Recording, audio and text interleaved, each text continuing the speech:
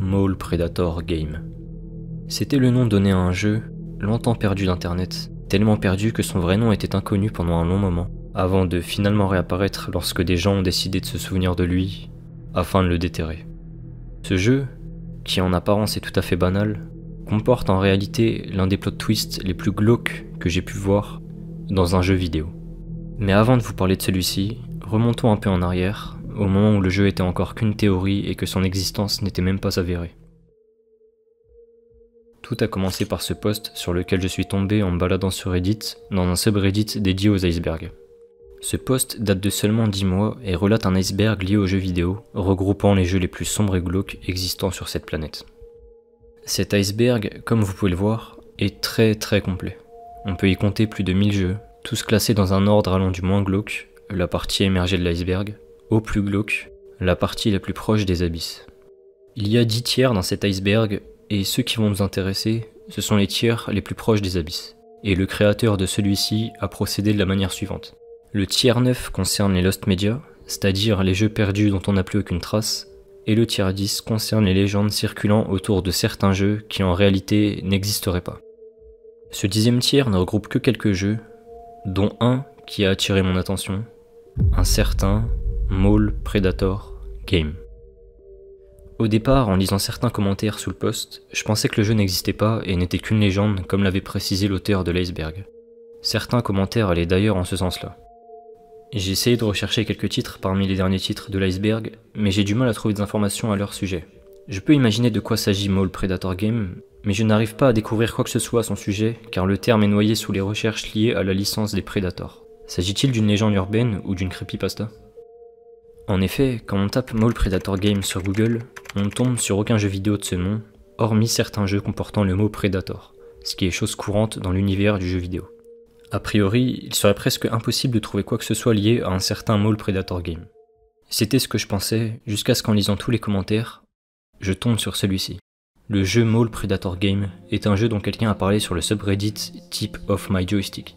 Un subreddit où on demande des informations sur des jeux dont on se souvient mais dont on ne connaît pas le nom. C'était un jeu flash où vous résolviez des énigmes pour retrouver votre fils, sauf que le jeu s'avérait être beaucoup plus sombre que ce que prétendait l'intrigue. Naturellement, en lisant ça, je me suis redirigé vers ce fameux subreddit pour retrouver le post original lié à Mole Predator Game. Et en quelques secondes de recherche, je tombe facilement sur le post en question qui demande aux utilisateurs le nom d'un jeu indé des années 2000, jouable que sur PC, dans lequel on incarne un homme recherchant désespérément son enfant dans une salle d'arcade. Ce post-là date d'il y a 3 ans, on est donc le 3 janvier 2021. L'auteur du post précise ceci. C'est un jeu d'aventure puzzle, date de sortie entre les années 2000 et 2015. Au niveau de la direction artistique, c'est un jeu type pixelisé, les personnages, le père de l'enfant, et les mécaniques de gameplay, un puzzle très simple. Il ajoute ensuite un court paragraphe précisant des informations sur le jeu. Le jeu était un jeu indépendant créé avec RPG Maker. Ça, c'est un logiciel permettant de créer des jeux RPG. Vous incarniez un père, un homme ordinaire portant des lunettes. Vous exploriez des endroits dans ce qui s'apparentait à un centre commercial, comme une salle d'arcade, et deviez déplacer des machines comme des blocs pour progresser. Votre personnage, le père d'un enfant perdu, recevait des pensées de plus en plus frénétiques. À la toute fin, vous vous retrouviez devant un enfant, et la caméra pivotait de manière menaçante alors que le père souriait.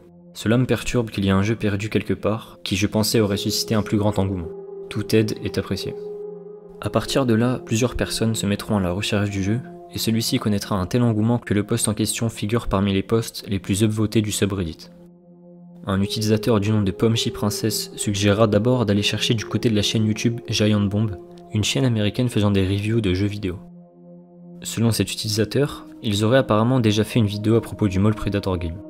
Je suis sûr que Patrick de la chaîne Giant Bomb a joué à ce jeu dans des vidéos nommées Spookin' with Scoops, mais je ne me souviens plus de laquelle. Elle décrit ensuite la fin du jeu qui semble être la même que celle décrite par l'auteur du post. Toutefois, cette piste sera vite abandonnée. Après avoir écumé presque toutes les vidéos de la chaîne, aucune trace du jeu n'aura été retrouvée par les utilisateurs de Reddit.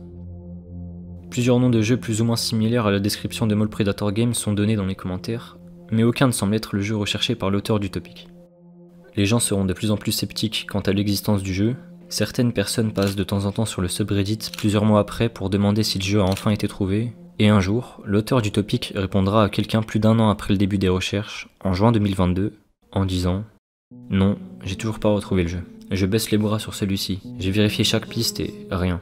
Beaucoup de jeux indépendants ont été supprimés à cause de leur contenu morbide, même des éléments non explicites, donc les chances que le jeu soit quelque part sont très minces. La seule autre chose à vérifier serait de voir si d'autres membres du personnel de Giant Bomb, en dehors de Scoops, ont déjà joué à des jeux d'horreur indépendants et de consulter leurs vidéos. J'ai contacté Scoops lui-même après que quelqu'un l'ait mentionné et il a dit qu'il n'en avait jamais entendu parler. Donc soit c'est quelqu'un d'autre de Giant Bomb, soit il ment pour se désolidariser, ce qui est un peu compréhensible pour être honnête. Je me sens vraiment mal à cause du fait que le jeu ait une connotation mystique désormais. Je ne mens absolument pas pour obtenir de la notoriété sur internet, mais je pense vraiment que ce jeu soit un véritable lost media. Les espoirs de retrouver le jeu étaient presque morts. À part l'auteur du post, quasiment plus personne ne le recherche. Seulement certains commentaires passent de temps en temps pour demander si le jeu a été retrouvé, et malheureusement, les seules réponses qu'ils reçoivent sont négatives, accompagnées de la tristesse de l'auteur recherchant ce jeu depuis maintenant plus d'1 an. Puis un jour, soudainement, le 8 décembre 2022, exactement 23 mois après son premier post, celui qui recherchait le jeu depuis si longtemps, après avoir annoncé baisser les bras, revient d'une longue recherche avec ce commentaire. Update, je l'ai trouvé. Après une année de recherche intensive, j'ai enfin mis la main sur le jeu. Le nom du jeu, Arcade. Un grand merci à Punchy Princess. Il s'avère que Patrick de la chaîne Giant Bomb y a bien joué, mais il m'a dit le contraire lorsque je lui ai posé la question en message privé. C'est grâce à ces vidéos que j'ai découvert le jeu, donc littéralement, je n'aurais jamais trouvé le jeu sans toi. À tous ceux qui me lisent, s'il vous plaît, attribuez-lui tous les mérites de cette trouvaille. Merci à tous ceux qui ont persévéré et contribué à la recherche. Il aura donc fallu 2 ans pour retrouver ce jeu. À travers ce message, on comprend mieux pourquoi le jeu était quasiment impossible à retrouver. Déjà, le nom du jeu, Arcade. Pour un jeu qui n'est pas connu, il est quasiment impossible que celui-ci soit référencé dans les recherches, que ce soit Google, YouTube ou peu importe. Quand on tape Arcade, on tombe sur tout sauf un jeu appelé Arcade. Et si on tape Arcade Game, on tombera simplement sur toutes sortes de jeux d'arcade, et il y en a des milliers et des milliers. Ensuite, c'était bel et bien dans une vidéo de Giant Bomb que le mot Predator Game, ou plutôt Arcade, a été mentionné. Si l'auteur a galéré tout ce temps pour trouver le jeu, c'est parce que la vidéo date de 9 ans.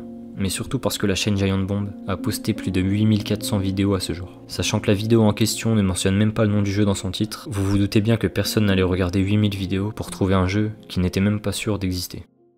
Enfin bref, le jeu étant maintenant déterré, la question qui vient est qu'est-ce qui le rend si glauque pour apparaître dans cette vidéo? Ça tombe bien, l'auteur du topic a mis un lien en renvoyant directement une page permettant d'installer le jeu. Je l'ai donc fait et jouons-y. La description du jeu nous indique un père inquiet recherchant son fils dans une grande salle d'arcade obscure. On lance le jeu et on a ce bruit. Rien de fou ni d'alarmant, on peut commencer à jouer. On commence donc dans cette salle d'arcade et la première instruction qui nous est donnée, trouver notre enfant. Ok, on tombe déjà sur un papier et il y a écrit Children Killer Free. Je suis pas bilingue mais je crois comprendre que ça signifie un tueur d'enfants est libre. On continue de rechercher notre enfant. On progresse dans une autre salle. Un deuxième message nous rappelle « Tu dois trouver ton fils avant que ce ne soit trop tard ». On continue d'avancer, et sur notre chemin on trouve une batte de baseball. Ça va nous être utile. Quelques pas plus tard, c'est le bracelet de notre enfant, qui s'appelle apparemment Nathan. Il doit pas être très loin. Continuons de chercher. Un obstacle, on le détruit. On arrive dans une plus grande pièce. À droite, il y a une petite salle, et on y trouve une deuxième batte de baseball. On continue d'avancer. Là, on voit qu'il y a un objet derrière cet obstacle. On le détruit. Et on trouve une photo de moi et mon fils. En vrai, ça n'a pas trop de sens. Je sais pas ce que fait cette photo ici, mais bon, ça donne des infos supplémentaires. Pourquoi pas. On progresse encore. Et tout à droite, il y a une troisième batte de baseball. Celle-ci va nous permettre de détruire cet obstacle pour arriver à la troisième salle. On franchit la porte et là... Ne les laisse pas toucher ton fils. Les bruitages des gueux, l'apparence des types, tout semble indiquer qu'ils sont tout sauf bienveillants.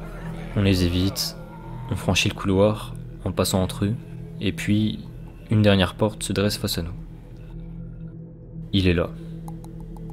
On est dans la dernière salle du jeu, une grande salle spacieuse et peu illuminée. On fait quelques pas, on voit notre enfant scotché devant une borne d'arcade en train de jouer, on s'approche de lui, on interagit, puis, étrangement, il s'éloigne. On marche donc vers lui pour interagir. Et finalement...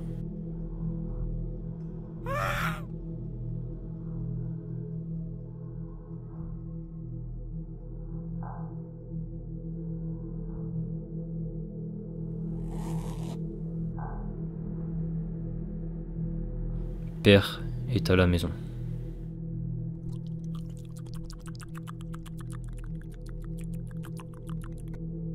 Vous l'aurez donc compris, si ce jeu était si dur à trouver, c'est car il y avait une troisième et dernière raison.